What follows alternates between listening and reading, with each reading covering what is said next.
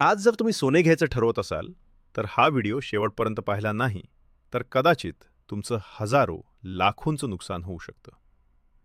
थोडा थांबा, कारण पुढच्या काही महिन्यात सोन्याच्या किमतींबाबत असं काही घडणार आहे, जे फारच कमी लोकांना माहीत आहे. आज सोने महाग आहे, पण प्रश्न असा आहे, हे महाग असंच राहणार का, की अचानक स्वस्त होणार? आणि जर होणार असेल, तर नेमकं कधी? उत्तर आहे, पण ते आत्ता नाही. आधी काही गोष्टी समजून घ्याव्या लागतील. सर्वसामान्य लोक काय म्हणतात? सोने कधीच स्वस्त होत नाही. लग्न जवळ आलं की घ्यायचंच लागतं. आता घेतलं नाही तर अजून महाग होईल. पण इतिहास वेगळं सांगतो. सोने अनेक वेळा अचानक पडलेलं आहे आणि पुन्हा तितक्याच वेगाने वाढलेलं आहे. मग प्रश्न असा, हे कोण ठरवतं? दुकानदार, सरकार की काहीतरी वेगळंच? इथेच खरी गोष्ट सुरू होते. एक धक्कादायक सत्य. भारतामध्ये सोन्याचा भाव ठरतच नाही हो. आपण जितकं सोने घेतो, तितकंच किंमत ठरवण्याचा अधिकार आपल्याकडे नाही.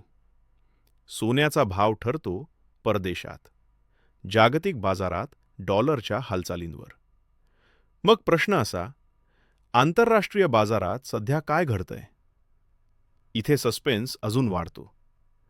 डॉलर मजबूत झाला तर सोनं काय करतं? सोने दबावात येतं आणि डॉलर कमकुवत झाला तर सोने उसळी मारतं. आता लक्ष द्या. गेल्या काही महिन्यात डॉलरमध्ये काय बदल होतोय? मोठ्या देशांची अर्थव्यवस्था कुठल्या दिशेने चालली आहे? याच ठिकाणी पुढील 6 ते 12 महिन्यांचं भविष्य लपलेलं आहे. जेव्हा या बँका सोने विकायला लागतात, स्टॉक वाढतो बाजारात, सोने जास्त होतं तेव्हा काय होतं? किंमत खाली येते. आता प्रश्न असा, सध्या या बँका सोने खरेदी करतायत की विक्री? इथेच पुढचा मोठा क्लू आहे. अनेक जण म्हणतात, भाव कमी होत नाहीये. पण सत्य असं आहे, कर आयात खर्च, चलन दर, मागणी या सगळ्यामुळे भारतामध्ये सोनं कृत्रिमरित्या महाग दिसतं. पण ही स्थिती कायमची नसते. इतिहासात ती अनेकदा बदलली आहे. आणि बदल कधी होतो? थोडं थांबा. सोने एका सरळ रेषेत वर जात नाही. ते सायकलमध्ये चालतं. 1. खूप वेगाने वाढ.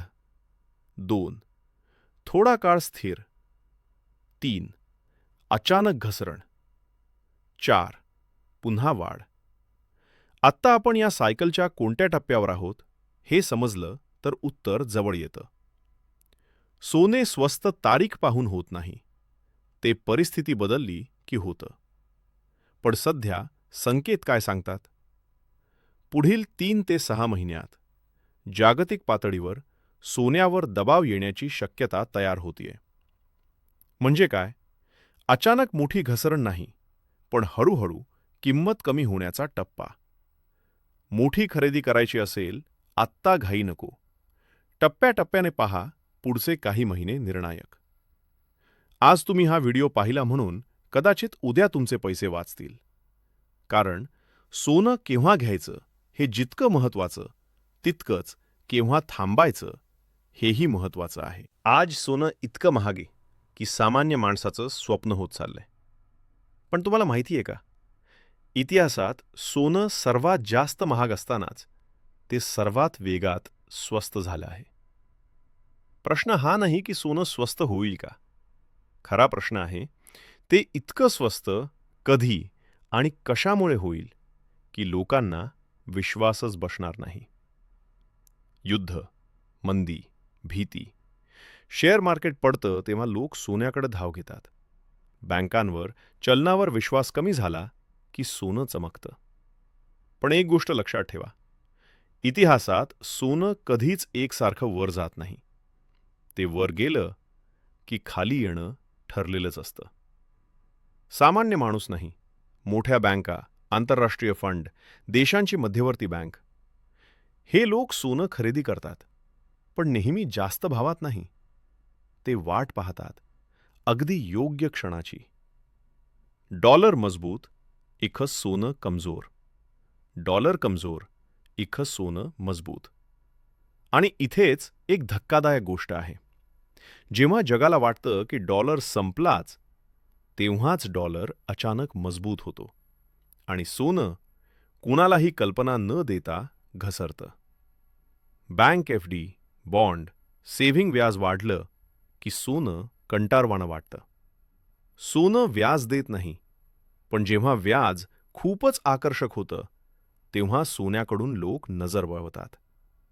आयात शुल्क सरकारचे निर्णय, सणासुदीची मागणी, लग्नसराई. भारतामध्ये सोनं स्वस्त झालं तर त्यामागे फक्त बाजार नसतो, तर निर्णय असतात, जे अचानक घेतले जातात. आजही लोक म्हणतात सोनं कधीच पडत नाही. पण 2012, 2013, 2020 नंतर काय झालं, हे फार थोड्यांना आठवतं. जिथे लोकांनी शिखरावर खरेदी केली, तिथेच मोठं नुकसान झालं. शेवटचा भाग, खरा बॉम्ब. आता सगळ्यात महत्त्वाचा प्रश्न, सोनं स्वस्त नेमकं कधी होईल? उत्तर तारीख नाही, उत्तर आहे परिस्थिती.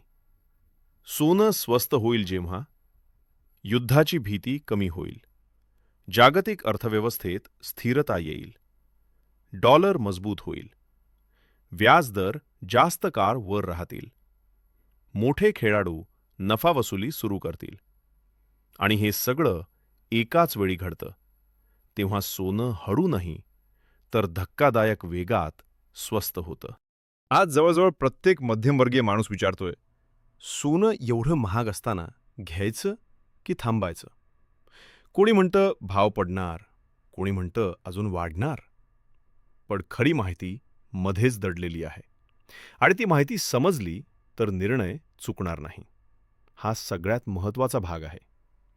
थोडी घसरण शक्य आहे, कारण व्याजदर वाढले तर डॉलर आणखी मजबूत झाला, तर मोठा जागतिक तणाव कमी झाला तर.